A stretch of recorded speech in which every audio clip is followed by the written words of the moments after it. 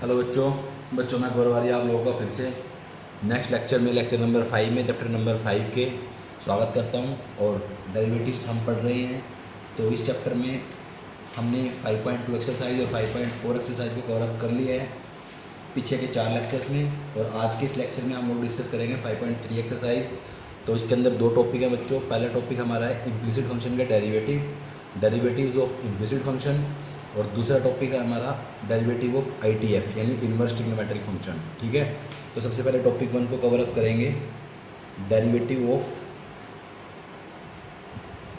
Implicit function. तो इसके derivative समझने से पहले हमें ये समझना होगा कि इम्प्लिसिट फंक्शन क्या होता है और एक्सप्लिसिट फंक्शन क्या होता है। तो इम्प्लिसिट फंक्शन क्या होता है उसके बारे में मैं आपको बताऊँगा, और एक्सप्लिसिट फंक्शन क्या होता है उसके बारे में बताया जाएगा। इम्प्लिसिट फंक्शन बच्चों वो होता है, पहले इसके लिए ना एक्सप्लिसिट फंक्शन समझते हैं क्या होता है। एक्सप्लिसिट फंक्शन वो होता है function which is expressed in term of y alone, जो आपका एक वेरिएबल की टर्म में एक्सप्रेस कर रखा हो, सिर्फ वाई की टर्म में एक्सप्रेस कर रखा हो। जैसे y is equal to sine square x एक एक्सप्लिसिट फंक्शन है, y is equal to x square 3x + 5 एक एक्सप्लिसिट फंक्शन है, y इज इक्वल टू मैं आपको दे रखा हो लोग के अंदर मान लेते हैं e⁻x plus tan inverse x। तो देखो पूरा x वाला फंक्शन आपको y की टर्म में एक्सप्रेस कर रखा है, इन term of y alone express कर रखा है। ठीक है, तो उसको बोलते हैं explicit function. In term of y alone अगर एक्सप्रेस कर रखा हो, जैसे y इज इक्वल टू यहाँ पे पूरी टर्म x वाली आएगी। अब इसके अंदर y बिल्कुल नहीं आएगा, इसके अंदर y बिल्कुल नहीं आएगा, y बिल्कुल नहीं आएगा, y बिल्कुल नहीं आएगा। तो जैसे ऐसे लिख रखा हो tan इनवर्स के अंदर log x प्लस x3, ये आपका एक्सप्लिसिट फंक्शन है। या y is equal to x⁻7 plus 100 plus sine x, तो ये आपका एक्सप्लिसिट फंक्शन है। तो ऐसे फंक्शन जिनको एक्सप्रेस कर रखा हो y अलोन में, इन टर्म ऑफ y अलोन, तो y की टर्म में अगर x वाले फंक्शन को एक्सप्रेस कर रखा है तो उसको बोलते हैं एक्सप्लिसिट फंक्शन। अब इम्प्लिसिट फंक्शन क्या होते हैं? Functions which are in intermixed form x and y, कह रहा है जो x और y की इंटरमिक्स्ड फॉर्म में पड़े हों उनको बोलते हैं इम्प्लिसिट फंक्शन। जैसे xy plus x² y is equal to cos y। अब देखो इस फंक्शन के अंदर x भी है और y भी है, इंटरमिक्स्ड फॉर्म में पड़े हुए हैं। यहाँ पे कैसे पड़े हुए थे? y की टर्म में पड़े हुए थे, यहाँ इंटरमिक्स्ड फॉर्म में पड़े हुए हैं x और y की, तो इनको बोलते हैं इम्प्लिसिट फंक्शन। ये आपका इम्प्लिसिट फंक्शन है, ये आपका इम्प्लिसिट फंक्शन है, ये आपका इम्प्लिसिट फंक्शन है। x और y की इंटरमिक्स्ड फॉर्म में पड़े हुए हैं पूरी इक्वेशन के अंदर। ठीक है, ये आपका इम्प्लिसिट फंक्शन है,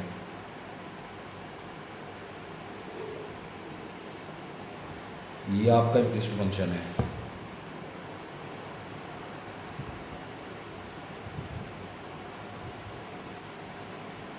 तो ये सारे आपके कैसे फंक्शन है? इम्प्लिसिट फंक्शन है।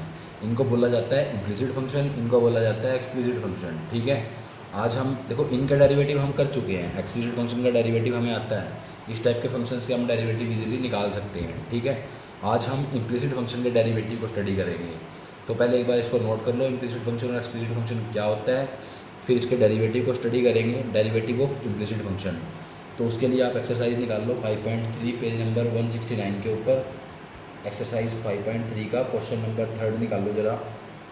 क्वेश्चन नंबर 3 में लिखा हुआ है ax plus by² is equal to cos y। अब इसके डेरिवेटिव से पहले हमें ना एक छोटा सा कंसेप्ट और समझना है कि कहीं पे आपको xy का डेरिवेटिव करना आ जाए, कहीं पे आपको x² y का डेरिवेटिव करना आ जाए, तो आप कैसे करोगे? कहीं पे आपको y का डेरिवेटिव करना आ जाए, ठीक है, या x का डेरिवेटिव करना आ जाए। अगर आपको इन सब के डेरिवेटिव करने आ जाए विद रिस्पेक्ट टू x की रिस्पेक्ट में, तो x का डेरिवेटिव x की रिस्पेक्ट में क्या होता है? 1। y का डेरिवेटिव क्या होता है? dy/dx। y का डेरिवेटिव x की रिस्पेक्ट में होता है dy/dx। इसका डेरिवेटिव कैसे करोगे? प्रोडक्ट रूल से करोगे, uv रूल से करोगे। तो एक फंक्शन एज इट इज़ और दूसरे का डेरिवेटिव यानी y का डेरिवेटिव, तो वो आएगा dy/dx प्लस फिर y एज इट इज़ और पहले वाले का डेरिवेटिव तो आ जाएगा 2x। तो इस तरीके से इसका डेरिवेटिव होगा। इसका डेरिवेटिव कैसे करोगे, x एज इट इज़, इसका डेरिवेटिव, तो इसका डेरिवेटिव क्या आएगा, वाई स्क्वायर का डेरिवेटिव 2y, ये तो हुआ पावर का डेरिवेटिव। फिर y का डेरिवेटिव होगा, क्योंकि विद रिस्पेक्ट टू x आप डेरिवेटिव कर रहे हो, तो y का derivative with respect to x क्या बनेगा, dy/dx। तो यहाँ पे वाई स्क्वायर का डेरिवेटिव ये चीज़ बनी है, ये चीज़ आपने ध्यान रखनी है, प्लस फिर y square as it is और x का डेरिवेटिव 1। तो आपने क्या, मैंने आपको बताया है कि वाई स्क्वायर का डेरिवेटिव जब आपके पास करना आ जाए विद रिस्पेक्ट टू x, तो पहले आप पावर का डेरिवेटिव करोगे, एक पावर कम हो गई, फिर आप y का डेरिवेटिव करोगे dy/dx। लेकिन अगर आपको x स्क्वायर का डेरिवेटिव करना है विद रिस्पेक्ट टू x, तो पावर आगे एक पावर कम, फिर x का डेरिवेटिव करोगे वो तो 1 ही आएगा, उसको लिखने का कोई फ़ायदा नहीं है। तो ये कंसेप्ट आपको पूरे समझ में आने चाहिए, ठीक है। अब क्वेश्चन करते हैं ज़रा इन कंसेप्ट्स को, और पिछले कंसेप्ट जो मैंने अभी बताए हैं आपको वो आपको अच्छे से आने चाहिए, फिर आपसे क्वेश्चन बड़े ईजिली हो जाएंगे। अब देखो ज़रा इस क्वेश्चन को कवर अप करने की कोशिश करते हैं। आपने dy/dx की वैल्यू निकालनी है इसके अंदर, तो क्या करोगे, डिफरेंशिएट कर दो, ऐसे अंग्रेजी मारो, differentiate both side with respect to x के रिस्पेक्ट में दोनों तरफ डिफरेंशिएट कर दो। तो ये a कांस्टेंट है, एज इट इज़ रहेगा, x का डेरिवेटिव होता है 1, लिखो या ना लिखो एक ही बात है। फिर b constant as it is रहेगा। वाई स्क्वायर का डेरिवेटिव कैसे करोगे, वाई स्क्वायर का डेरिवेटिव होगा पहले पावर का डेरिवेटिव, एक पावर कम, फिर पावर को छिपा लो, y बचा, फिर y का derivative with respect to x dy/dx is equal to cos का derivative minus sine y, cos का डेरिवेटिव हो चुका है, कोस को छिपाओ, क्या बचा y, फिर y का डेरिवेटिव dy/dx। अब आपने इसके अंदर से किसकी वैल्यू निकालनी है, dy/dx की वैल्यू निकालनी है। तो जिस टर्म के अंदर dy/dx आ रहा है उसको एक तरफ रखो, बाकियों को एक तरफ रखो। तो देखो ये वाली टर्म है जिसमें dy/dx आया हुआ है, एक ये वाली टर्म है जिसमें dy/dx आया हुआ है, तो 2 को मैंने आगे लिख लिया, फिर b को उसके बाद, फिर y और साथ में dy/dx। ये टर्म इधर आएगी तो माइनस का प्लस हो जाएगा, साइन y dy/dx। इस टर्म को उधर लेके जाओ तो माइनस ए हो जाएगा, तो बड़ा इजी है। फिर इसके बाद dy/dx को कॉमन निकाल लो, अंदर क्या बचेगा, 2by plus sine y is equal to minus a. फिर आपको dy/dx की वैल्यू अगर निकालनी है नेक्स्ट स्टेप में, देखो यहाँ तक ये नेक्स्ट स्टेप में अगर आपने इसकी वैल्यू निकालनी है तो नेक्स्ट स्टेप में आप क्या करोगे, इसको डिवाइड में लेके जाओगे, तो माइनस ए अपॉन में 2by प्लस साइन y। तो ये आपका आंसर आया, ठीक है, ये आपका आंसर है। dy/dx की वैल्यू ये निकली है क्वेश्चन नंबर 3 में। आपने क्या करना है, सिंपल इक्वेशन को जो आपको दे रखी है इम्प्लिसिट इक्वेशन या इम्प्लिसिट फंक्शन, उसको आपने डिफरेंशिएट करना है both side with respect to x।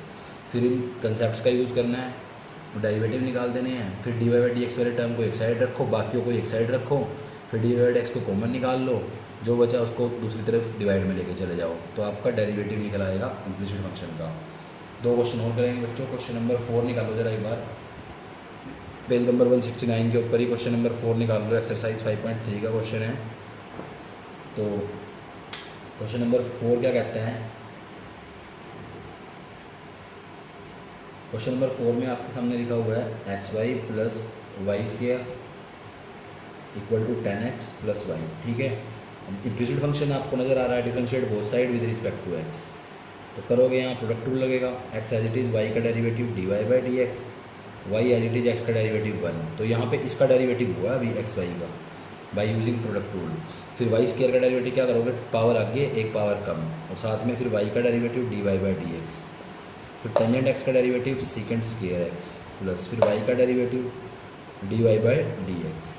अब इसके अंदर वो टर्म निकालो जिसमें dy/dx आया हुआ है एक तरफ, तो x dy/dx, यहाँ पे प्लस 2y dy/dx, इसको इधर लेके जाओगे minus dy/dx is equal to, यहाँ सेकेंड स्क्वायर x है, ये इधर लेके आओगे माइनस y है। अब इसमें से dy/dx को कॉमन निकाल लो, जब निकालोगे तो यहाँ x, यहाँ 2y minus 1 is equal to second square x minus 1, ठीक, माइनस y। और इसके नीचे डिवाइड करा दो इसको, जब डिवाइड कराओगे नेक्स्ट स्टेप में तो dy/dx की वैल्यू कितनी आएगी, second square x minus y upon में ये वाली term x plus 2y minus 1। एक चीज़ ध्यान रखना बच्चे, यहाँ पे क्या लिखते हैं इसको, आंसर आपका ये है, बच्चे ना ऐसे लिख देते हैं इसको second square x minus y, तो वो गलत समझेगा इसको, वो मतलब वहाँ पे ना गलत समझ जाएगा, आपकी भावनाओं को गलत समझ जाएगा। वो समझेगा कि इसको लिखा हुआ आपने second square x minus y ऐसे लिखा हुआ है, जबकि ऐसे नहीं है, ये सेकेंड स्क्वायर x है और फिर उस टर्म में से आपने y को सब्ट्रैक्ट कर रखा है माइनस वाई। तो ये अलग चीज़ है और ये अलग चीज़ है। तो आपने इसके लिए ब्रैकेट का यूज़ करना है, ध्यान रखना है कि आपकी तरफ से कोई गलत